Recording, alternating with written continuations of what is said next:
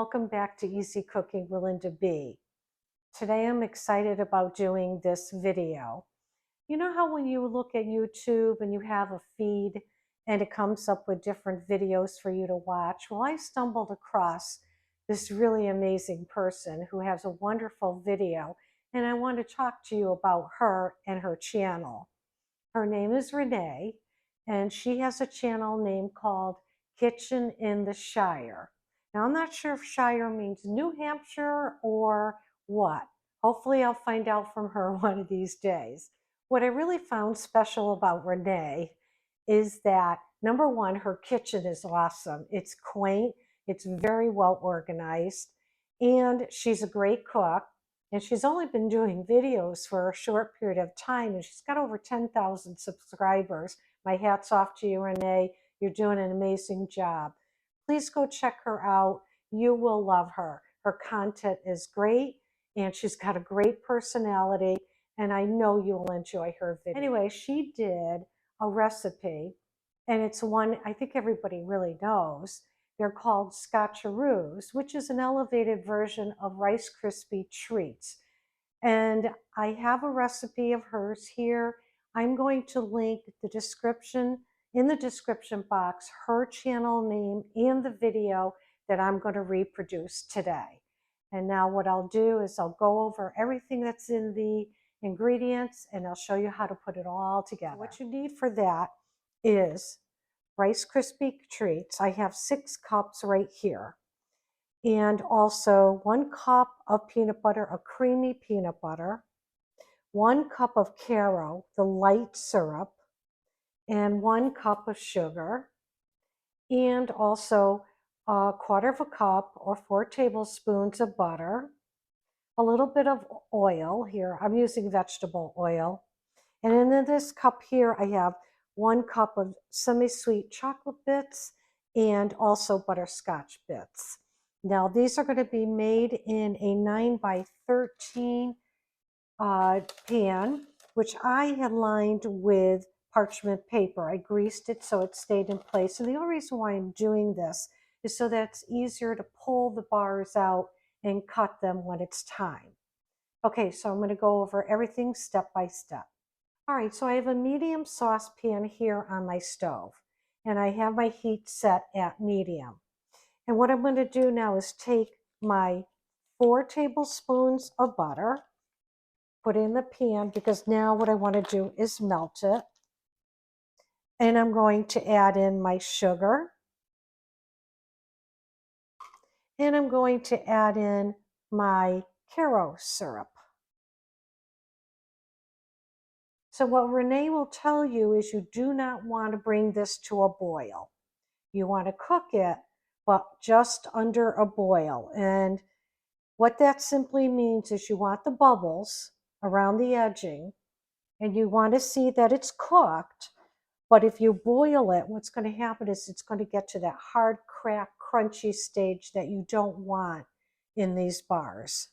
So what I'm going to do now is just get everything melted together.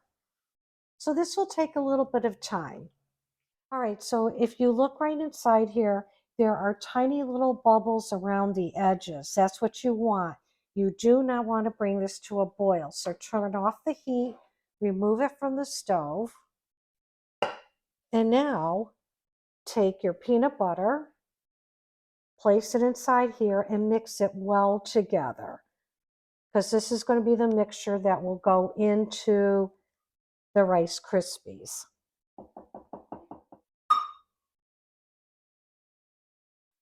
Okay, so as you can see, it's almost combined completely. And there's peanut butter in here that's still a little bit chunky, so I'm going to continue stirring this until it becomes smooth. So the peanut butter is completely combined. Now what we will do is take it and pour it into our Rice Krispie treats. I call them treats. I mean to just say Rice Krispies. Okay, so we're going to do this, and then we're going to stir everything together very well. Just like this. Ooh, that's hot too. Ooh, listen to that crunch.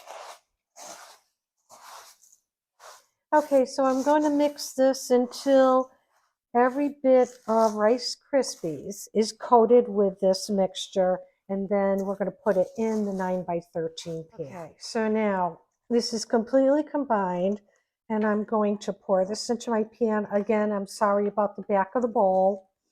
You'll probably see the reflection of Bob doing my filming here. So scrape every bit of it in. And this is a good time to work with it while it's still hot because it's still very pliable. Okay. And now just going to work with it, get it flattened out into the pan. Want to get it completely covering the bottom. Try to fill in any voids or gaps.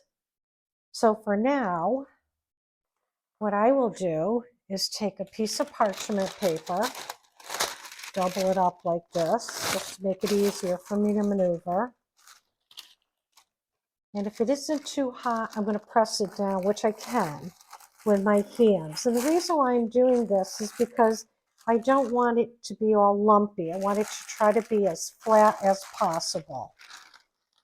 Now, you can use the back of a cup if you'd like, which I have one here, and press that in. Yeah, it looks really good. So the next thing we have to do is get our chocolate prepared, and we're going to top this off, and I'll show you what it looks like. All right, now we're going to get the chocolate prepared. I am going to use a double boiler. I have my double boiler heating up. You can see the steam and the heat coming off of it. I'm just going to wipe the bottom off, and I have it on very low, just enough to get this hot and start the melting. So what I'm going to now dump into the pot is the butterscotch and the chocolate bits, just like that. Taking here is a tablespoon of vegetable oil, and I will dump it right inside of the chocolate here. And now I'm going to stir. So I'm going to carefully watch this because the last thing you want to do is burn your chocolate. It won't smell good, nor will it taste good. Okay, so the chocolate is melted. So it's both actually the chocolate and the butterscotch. So the next thing we need to do is take our chocolate and pour it all over the top of the Rice Krispies, just like this. Get every bit of that goodness. Okay, just like that. And now with your spatula, or even using an offset spatula, which may be easier to work with, then you're going to smooth out your chocolate before it hardens on top of your Rice Krispies here. Just like that. Smooth it all over the top.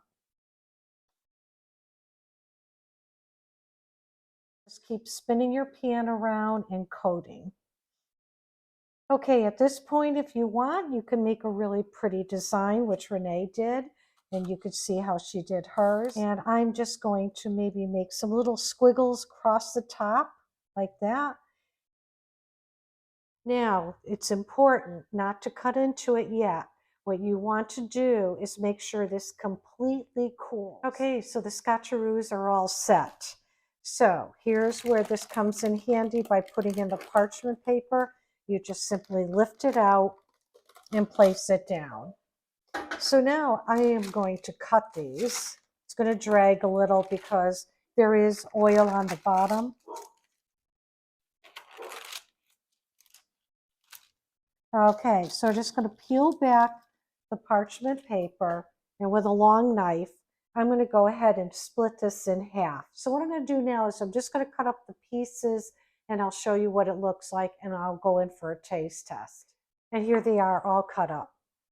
And of course, I have a little piece for me. So now I'm going to taste it. Can't wait. Mmm. Mmm. Oh, Renee. Mmm. You're so right. Pardon me. By not boiling the mixture, it creates this like creamy, smooth filling. It's really delicious. So I hope you enjoyed watching this video of me making amazing Scotcharoos. And Renee, I want to thank you too for presenting this on your video. So let me remind you all to check my description box. Again, I will have the link to her channel and to this particular video. So remember, enjoy life and never stop learning. Bye now.